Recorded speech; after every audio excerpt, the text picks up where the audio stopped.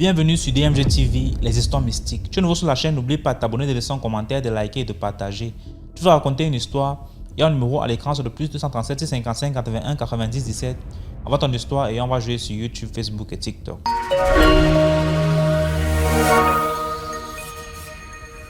Bonjour DMG, bonjour à la communauté. Ça fait déjà un bail trop chargé avec les activités de la vie là.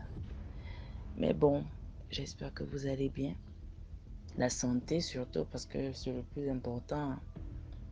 Moi j'ai une autre histoire que je souhaiterais partager. J'y pense depuis un moment. C'est l'histoire d'un ami, paix à son âme, un jeune qui nous a quittés à l'âge de 23 ans. Son histoire commence par celui de son petit frère, mais avant, je voudrais dire que c'est quelqu'un qui aimait vraiment la vie.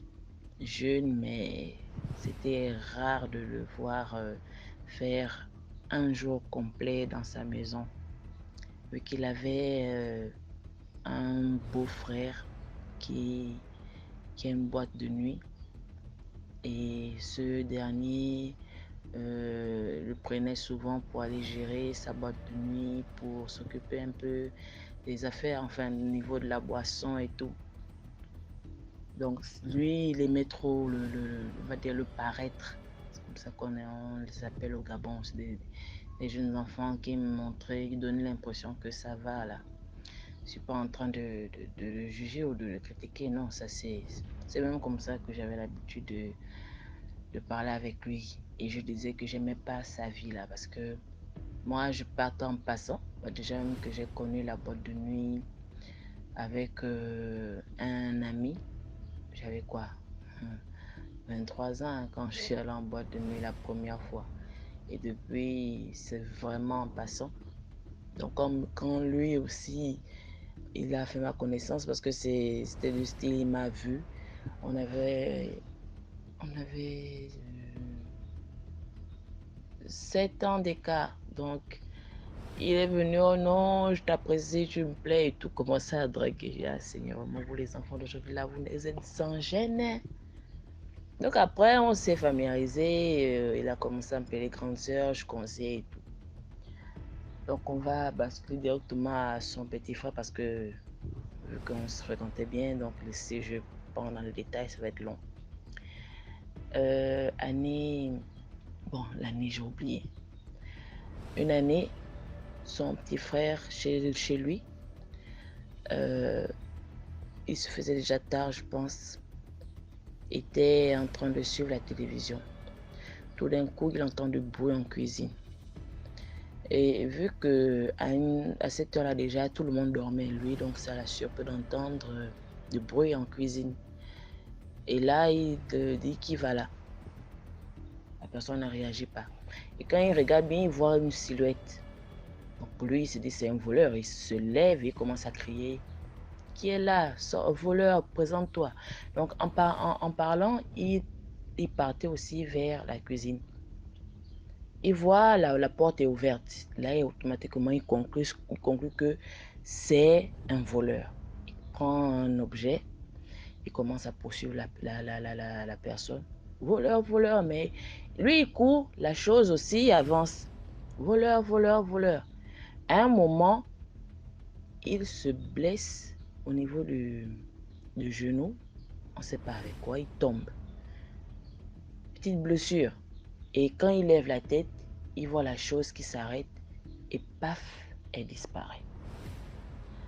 Là, il panique.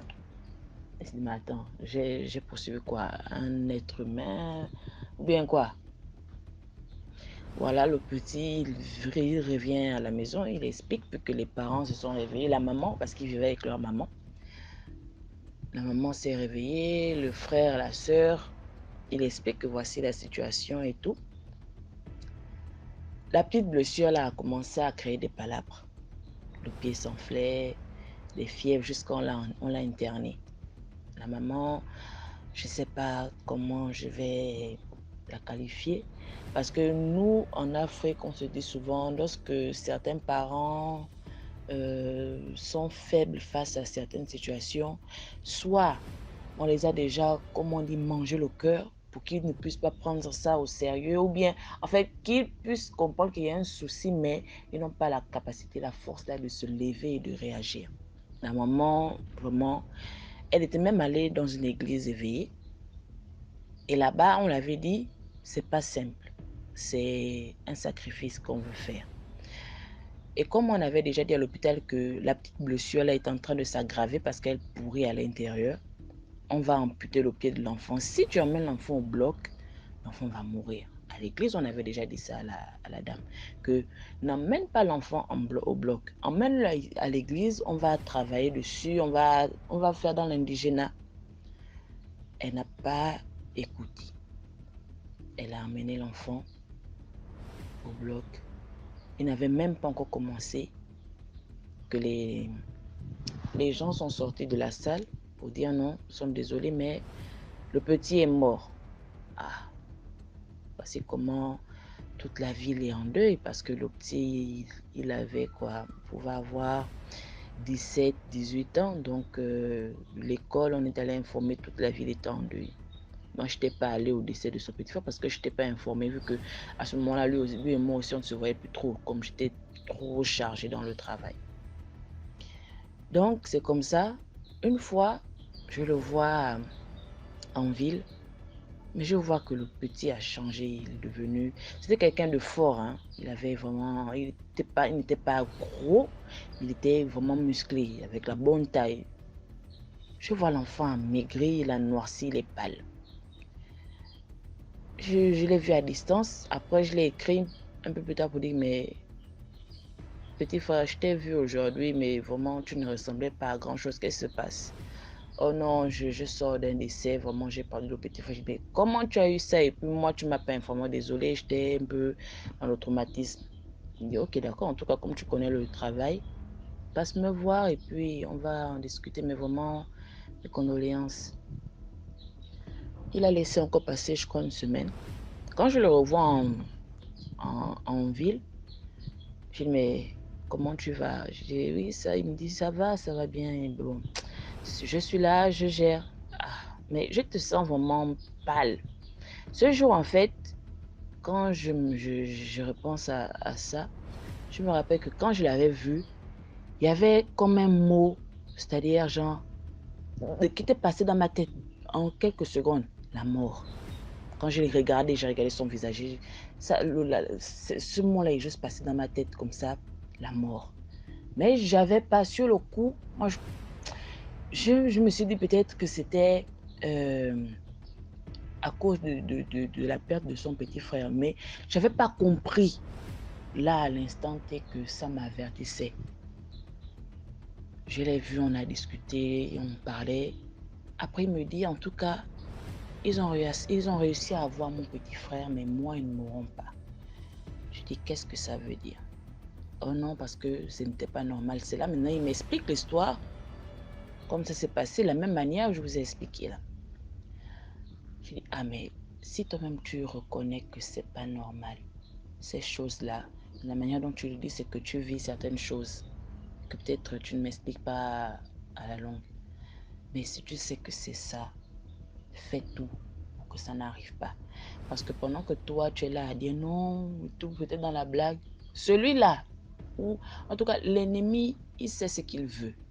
Et quand il aura l'occasion, il va te gagner. On s'est lâché, on a continué. Il est venu une fois au travail. J'étais avec la collègue, on était en train d'apprêter la fin de l'année. Il vient, oh, il veille un peu et tout. Je vois au niveau du cou, c'est un peu enflé. Je dis, mais gars, c'est comment tu maigris, mais ton cou prend de l'ampleur. Il me dit, non, j'ai la maladie de la gorge, là, j'ai oublié le nom, ça a gonflé. Oh, c'est ce qui... Je dis, comment ça? Tu bois trop, ou bien quoi? Je commençais un peu à m'énerver parce que je me disais, non, c'était dû au vin et tout. Après, il m'a dit non, il m'a expliqué un peu les raisons de la maladie. J'ai dit, bon, de toutes les façons, qu'est-ce qu'on a dit là-dessus? Oh, mais on m'a demandé d'aller aussi en salle d'opération. Mais sauf que j'étais à ton église, celle où je prie. J'ai dit, mais tu étais là-bas à quel moment? Moi, Mais non, le dimanche, toi, tu n'es pas parti. Moi, j'y étais avec maman. Et il y avait une délivrance, une séance de délivrance. Et c'est pendant cette délivrance-là que moi-même aussi, on m'a vu et on nous a conseillé de ne pas aller en salle d'opération, mais plutôt de faire un travail spirituel. J'ai dit, bon, tu m'as parlé par rapport à ton petit frère et tu m'as dit un peu ce qui s'est passé et ce on avait même dit à l'église. Maintenant, par rapport à ce que toi-même on te sort, on te dit que ce n'est pas quelque chose de normal, que ce que tu as au cou, ce n'est pas quelque chose de normal. On t'a fait savoir que la personne qui te veut du mal a pris un serpent. C'est un serpent qui te mord le cou. C'est un serpent qui était là accroché sur son cou. Et donc, tu sais que c'est mystique. Si tu vas en salle pour dire qu'on doit t'opérer, tu sais que tu ne vas pas sortir de là vivant. Qu'est-ce que dit ta mère? Parce que tu es toujours sous la responsabilité de maman. Qu'est-ce que dit ta maman? Bon, maman, vraiment, je ne sais pas. Et c'est là où même me sort que j'ai l'impression qu'on a vraiment mangé le cœur. Parce que même à l'église, on nous a dit qu'elle-même, effectivement, on l'a aussi déjà affaiblie. On l'a fermé les yeux. Qu'elle ne puisse pas vraiment, même si elle veut se lever, qu'elle ne le fasse pas. En tout cas, on l'a assise dans le monde mystique. On l'a fait à ça pour dire qu'elle ne doit pas réagir. Donc, j'ai dit, bon, mon frère, moi, je te conseille, parce que spirituellement, ces choses-là, j'entends beaucoup parler. Et je crois dans le sens où je sais que l'être humain est capable de tout. Si on t'a demandé de faire un travail spirituel, fais le travail spirituel. La personne qui me l'a fait n'est pas loin de moi et à côté de moi, mais j'ai demandé qui. Ils m'ont dit que c'est si je fais le travail que je saurai. Parce que même ils ne peuvent pas me dire au cas où je commence à douter et tout le reste. J'ai dit, mais donc, si tu veux même, moi, je vais t'accompagner dans ça, faut faire. Il m'a dit, oui, j'ai compris, j'ai beaucoup parlé, on avait fait quoi? Il était arrivé dans les 15 heures, on avait fait jusqu'à 17 heures, on était même rentrés ensemble.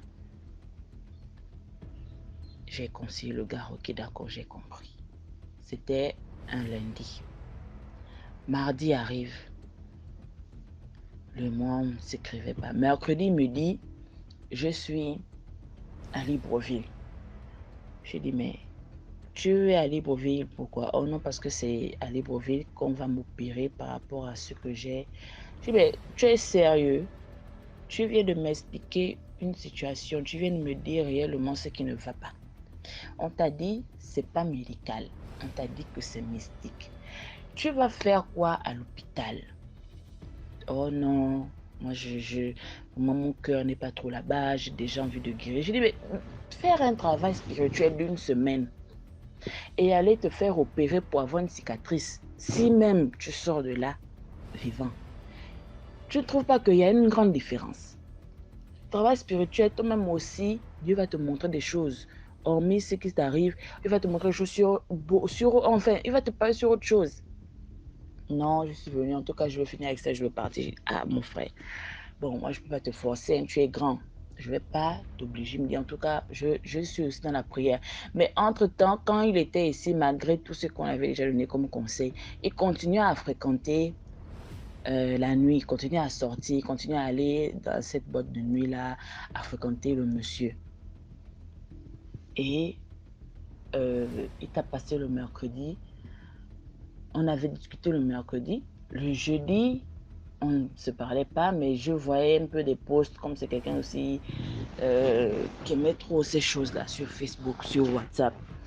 Et là, excusez-moi, on était à, je pense, vendredi, il me dit, je me sens pas bien.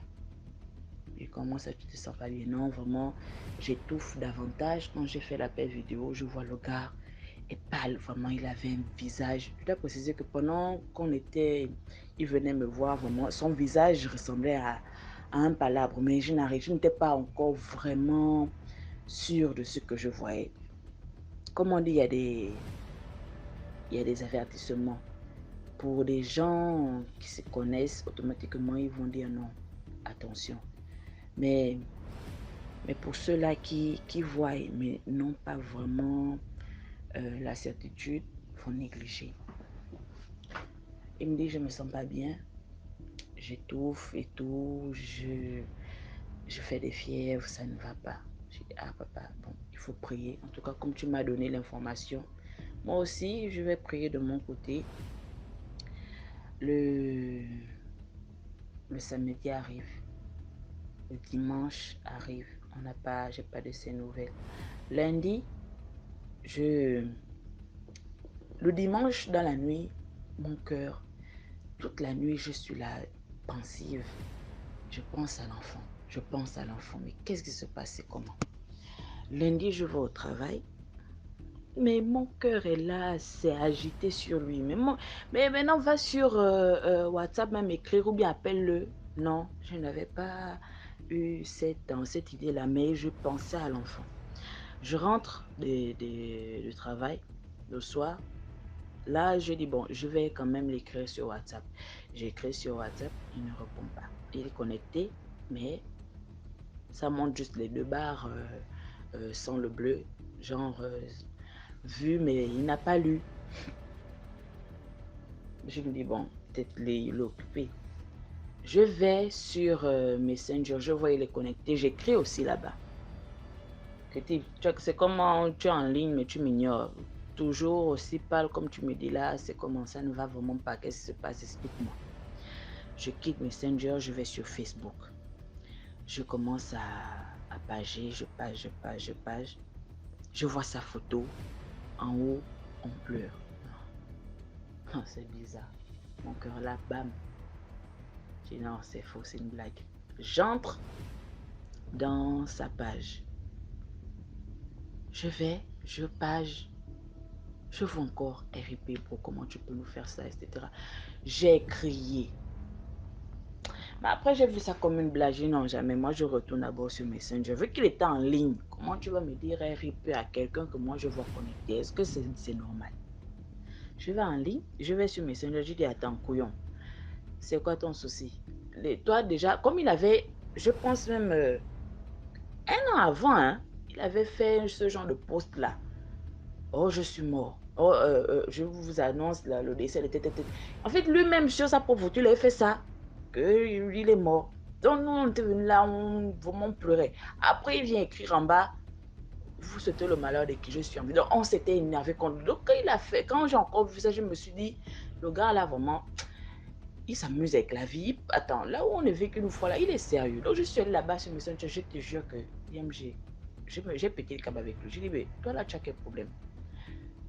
23 ans quand même, c'est pas petite chose. Tu es une grande personne, essaie de te comporter parce que même si tu es immature, mais quand même, il y a des choses qu'on ne doit pas faire. Et puis quand tu fais ça, quelqu'un est tensionnaire, quelqu'un est fragile. Voilà comment la personne chute parce que tu as importé une blague un peu bizarre. Est-ce que c'est normal? Le gars ne me répond pas. J'écris, il ne me répond pas. J'appelle. La personne raccroche. Oh, non, là tu mens. Là où je bascule, je vais du côté d'un ami aussi avec qui il parlait beaucoup. J'écris, je dis, mais Ata, bonjour, voici, moi je vois des choses sur Facebook en me disant que tel est mort. Est-ce que c'est normal? Ton petit là, est-ce qu'il a un problème? Il faut parler avec lui parce que moi je trouve pas ça normal. Le gars vient, il pleure. Il me dit non, c'est sérieux. Le gars est mort. Je dis comment ça? Tu me racontes quoi, papa? J'ai crié dans toute la maison le jour là. J'étais scandalisée. Mais comment est-ce que tu me sors ça alors que moi je sais que non, tu peux pas me dire ça. Oh, il est allé finalement au bloc, mais là-bas, niet, ça lâchait prise. Non, j'étais devenue. Je te dis que je t'avais passé un lundi traumatisant. J'étais perdue, que dans les larmes. Mon fils m'a demandé, maman, tu pleures quoi? Je lui ai dit, excuse-moi papa, mais il y a quelqu'un qui est parti au ciel, un ami à moi, comme il ne connaissait pas le nom, mais il connaissait la personne. Je ne voulais pas aussi montrer la photo. Je me dit, c'est un ami à moi qui est parti au ciel.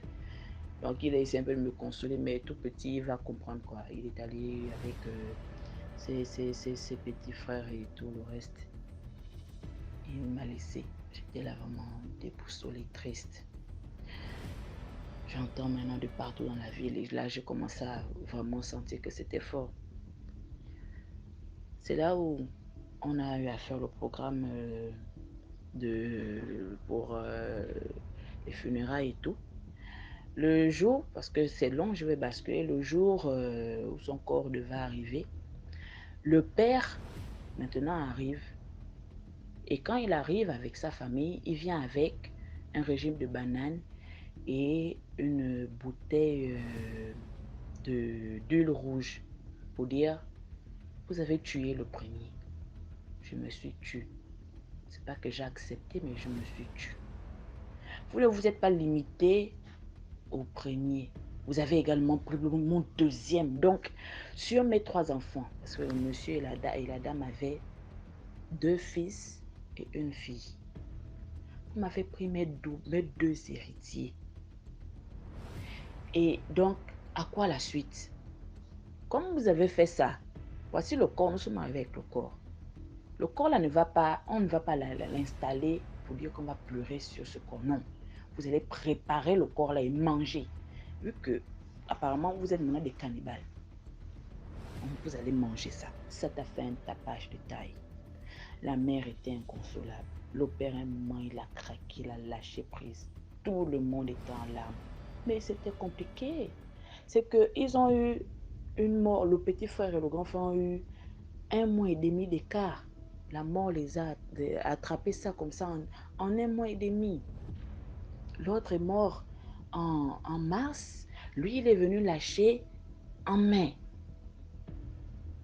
Oh, les gens étaient vraiment inconsolables. Voici, le temps passe. Je revois maintenant la mère parce que la mère et moi, on est restés en contact vu que elle me connaissait au départ, mais elle ne savait pas que moi, je fréquentais son enfant. Donc après, quand elle m'a vu là-bas, vraiment, elle était là, vraiment merci. Elle a vu pas mal de ses amis. Ça l'a vraiment fait du bien. Et après, nous-mêmes, on venait souvent là, on la consolait. Et donc, une fois, elle m'arrête pour me dire non, vu que de tous ceux qui sont venus là-bas ce jour, c'est toi que je connais un peu mieux, j'ai quelque chose à te dire. Je dis oui, maman, vas-y. Oh, mais vraiment, le décès de ton petit frère là, ça nous a traumatisés. Mais j'ai ma fille en France il y a quelques jours, qui m'a appelé pour me raconter un peu des faits bizarres. Elle me dit que sa petite fille de 4 ans était prête à aller dormir. Déjà, depuis que le fils est décédé, la fille de 4 ans en France, je précise, elle n'a jamais vu son oncle en question. En fait, elle n'avait jamais vu ses parents ici au pays, au Gabon. Elle était en France avec sa maman qui travaillait là-bas et tout. Elle est née en France. Donc, elle ne connaissait rien d'ici. La petite commençait à faire genre, oh maman, je vois tonton tel. Une personne même, elle n'entendait pas vraiment parler. Hein. Je vois tonton tel. Oh, il est dans telle pièce avec son petit frère aussi qui est décédé. Elle faisait ce genre de rêve. Un jour, pendant que la petite était dans le sommeil, elle se met à pleurer, à crier que laissez-moi sortir, je ne veux pas rester ici, laissez-moi, laissez-moi, laissez-moi. Elle a commencé à te faire un truc. La mère réveille l'enfant, mais l'enfant ne se réveille pas. Elle a commencé à prier aussi sur place. Elle a appelé la maman ici au Gabon pour voir ce qui se passe. Moi, je ne comprends pas. Après, la petite s'est réveillée en larmes. Vraiment, elle tremblait. Elle pleurait. Elle a d'abord expliqué à la maman sans que la maman ne fasse la note vocale. Après, la mère a dit non, attends, il faut qu'on se calme. Elle a fait la note, elle a enregistré la chose. Elle a dit, maman, répète-moi ce que tu viens de me dire. Donc, c'est là où la mère maintenant me fait écouter la note. La petite dit, maman, j'ai vu tonton tel qui a tué tel et tel. Il les a mis dans une cage. Et là-bas, moi aussi, il est venu me chercher depuis ma chambre, il est venu me chercher pour me dire que moi aussi, je dois partir dans cette cage-là. Et quand il m'a emmené là-bas, m'enfermer, les deux là m'ont dit, oh, toi tu fais quoi ici? Tu n'es pas censé être là. Retourne d'où tu viens. On ne veut pas que tu restes ici. Retourne chez ta mère. Mais le tonton là disait que tu ne pars pas, tu restes ici. Quand elle donne même le nom de monsieur, la mère de la petite fille se met à craquer. Elle dit, mais attends, elle me parle là de mon ex. Donc elle parlait du gérant de la boîte de nuit, du responsable de la boîte de nuit. Elle dit que, mais attends, je n'ai jamais parlé à ma fille de 4 ans de ce monsieur. Elle te donne le prénom du monsieur et elle dit que c'est lui qui a mis ses 2 oncles dans la cage et qu'il est aussi venu la chercher pour dire qu'elle aussi est dans la cage. Mais les tontons ont dit qu'elle n'a pas sa place ici, elle ne doit pas rester là, elle doit partir. Donc, il y a eu une bagarre dans leur monde là-bas. Mais le tonton a l'habitude de venir ici dans sa chambre pour dire que je viens te prendre, allons. Et à chaque fois, moi, je viens, je console l'enfant, mais je ne comprends pas. Mais elle te donne les détails, le nom de la personne. C'est quelle histoire, ça, c'est du sérieux. Elle a appelé le gars, elle a dit que papa, je vais descendre au pays. Je vais arriver et je vais faire ce qu'il faut parce que j'ai la preuve. Une fille qui ne te connaît, un enfant qui ne t'a jamais vu, te décrit et donne même ton prénom. Ne viens pas me dire que je suis ma boule. Le gars a commencé à paniquer. Oh non, je ne suis pas d'accord. Vouloir influencer que moi aussi, donc je vais faire une plainte qui va te trouver en France. Elle ne va pas faire. Moi, je vais venir au Gabon pour ça. Quand elle a expliqué à la maman, la mère a dit non. Si réellement c'est le cas, autant ne pas venir. C'est parce que si tu viens, ça va donner encore des possibilités de t'avoir bien plus. Reste là où tu es, mais au contraire, reste dans la prière. Moi-même ici, je vais faire ce qu'il y a à faire. Mais comme au départ, c'est quelqu'un déjà qu'on a dit, on a mangé le cœur. La maman elle-même, quand elle m'en parle, je ne sais pas si elle s'attendait à ce que moi je puisse dire non, maman, je vais prendre l'affaire en main, mais je ne peux pas. Je connais le petit, lui et moi nous sommes qu'amis, je n'ai aucun lien de parenté avec lui, donc je ne peux rien faire. Elle me dit encore qu'il y a sa collègue qui est venue dire que, ah maman, les décès que tu as eu là ne sont pas simples parce que moi j'ai vu tes 2 fils à l'entrée de la boîte de nuit disant que c'est le monsieur là qui nous a fait ça. Oh.